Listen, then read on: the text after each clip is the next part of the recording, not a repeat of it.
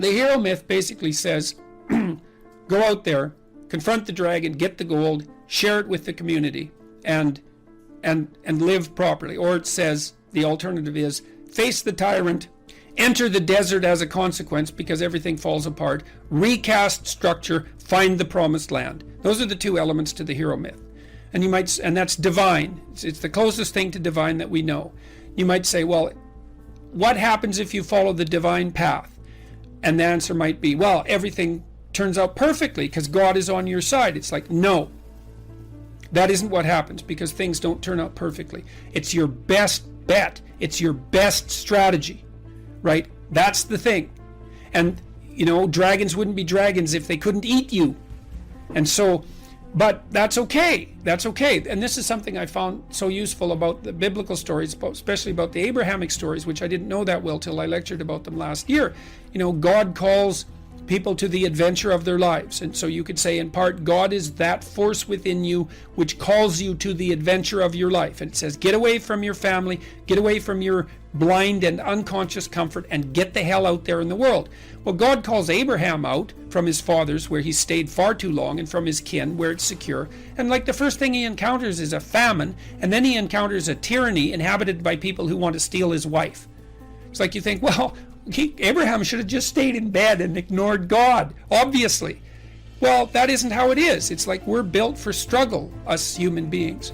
You're not after the bubbles of bliss that Dostoevsky described in Notes from Underground. We're built to contend with the world. We're built to contend with reality. You want a challenge, and the best way that you can take on a challenge, because a challenge fortifies you. So you don't want to be secure, you want to be strong. And you get strong by taking on optimal challenges. And so you lay out your destiny in the world, and you take the slings and arrows of fate, and you make yourself stronger while you're doing so. And you might fail, and fortune might do you in, but it's your best bet. And people have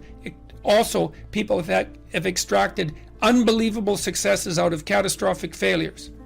And I'm not saying that in a naive way. I know perfectly well what happens to people. You're doing fine in life, and then you get cancer, and then 6 months later you're dead. And all the heroism in the world isn't going to save you at that point. But that's not the point. That's not the point. Life is bounded by mortality. But that doesn't mean that you don't get out there and contend.